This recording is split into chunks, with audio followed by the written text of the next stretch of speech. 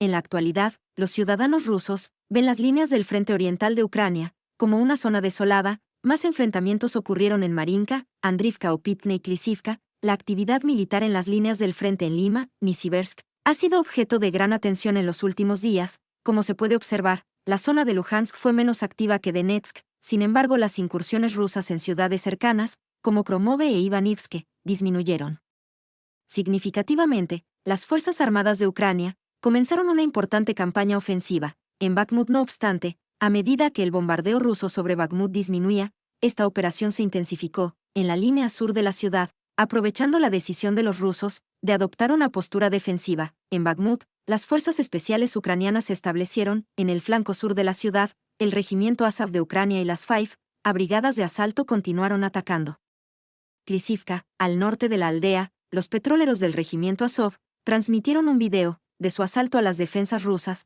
La ofensiva ucraniana solo duró 16 segundos. Además, emplearon al menos 2 tanques del ejército ucraniano en el ataque en esta ciudad. Los vehículos de combate blindados ucranianos se acercaron a las posiciones rusas en Klishivka, bajo el fuego de los tanques. Este fuego de cobertura fue utilizado por batallones de infantería ucranianos que estarán muy cerca de la infantería rusa para intentar penetrar en las líneas rusas. En la ciudad, los soldados rusos se vieron obligados a refugiarse en búnkeres en los alrededores bosques de Klishivka debido al bombardeo de las unidades de infantería ucranianas, dado que los campos de tiro en los refugios donde se encuentran carecen de protección de 300 en 60 grados. Los soldados rusos en esta región optaron por no abandonar sus refugios hasta que llegó la ayuda de sus compañeros. No obstante, los ucranianos realizaron un inesperado ataque con granadas contra los búnkeres rusos. Después de seguir atacando al norte de Klishivka, los ucranianos lograron eliminar algunos cinturones de árboles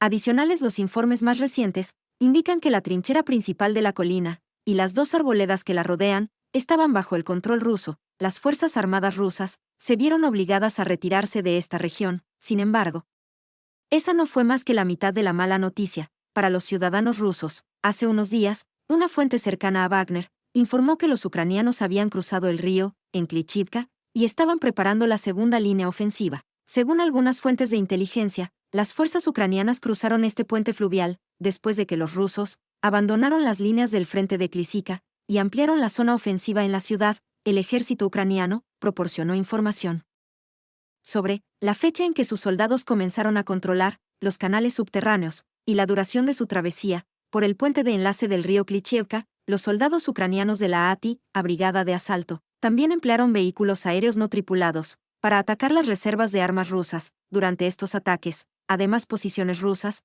fueron destruidas por personal de artillería o morteros ucranianos 500 metros al sur de Klishivka. A pesar de las dificultades, los ucranianos se acercaron inesperadamente a los rusos, cruzando el agua. Al otro lado del canal pudieron mantener sus posiciones. En ese momento, el ejército ucraniano se encontraba en una situación crítica, debido a que realizar esto permitiría a los ciudadanos ucranianos llevar a cabo su estrategia de consumir Klishivka. En todas partes, un experto militar ruso reconocido afirmó que las fuerzas rusas carecían de la capacidad de coordinación, organización, apoyo de fuego y entrenamiento necesarios para proteger los flancos de Bakhmut. El analista también se opuso a la autorización de las fuerzas rusas para que el ejército ucraniano empleara un vehículo de combate de infantería para dirigirse hasta el frente ruso en Klishivka. Durante 15 minutos, este fue un aspecto esencial para llevar a cabo una operación ofensiva exitosa. Como se mencionó anteriormente, una gran red de zanjas en una colina,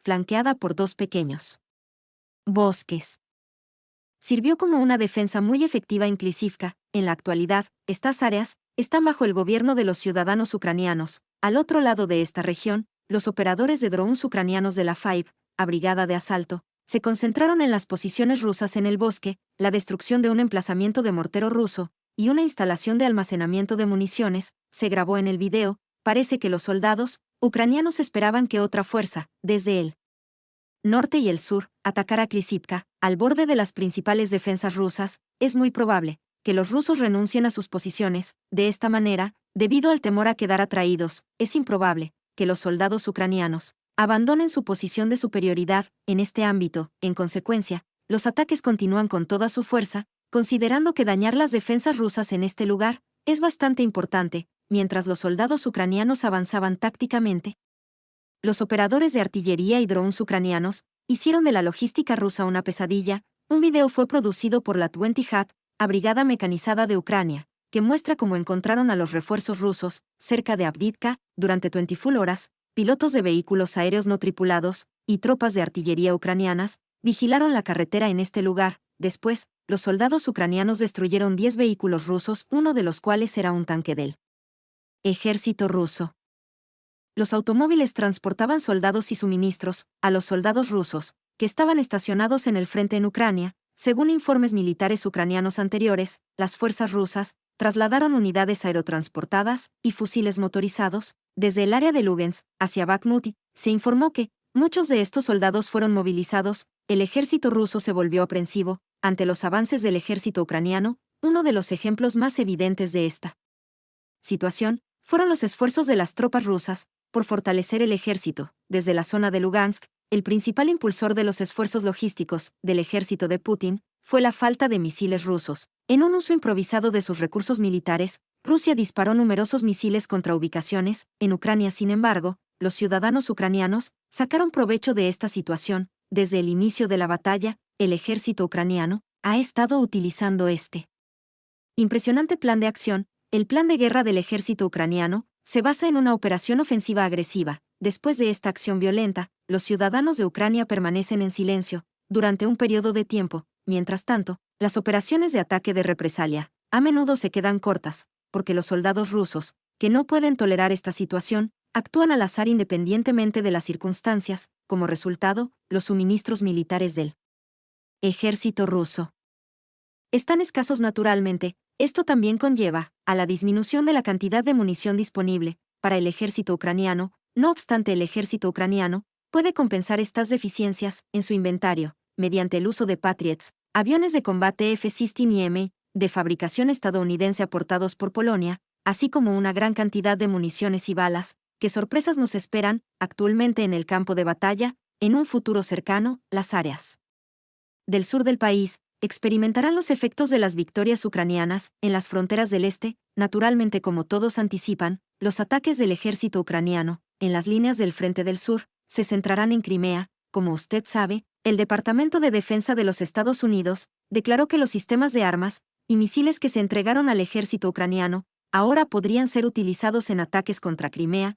Esta elección excepcional abre la posibilidad de que el presidente ucraniano, Volodymyr Zelensky, alcance sus objetivos y el ejército ucraniano vuelva a tener éxito en la recuperación de Crimea. Sin embargo, si Rusia perdió esta península, podría perder su influencia en la política internacional y tener que abandonar el conflicto. Agradecemos su observación.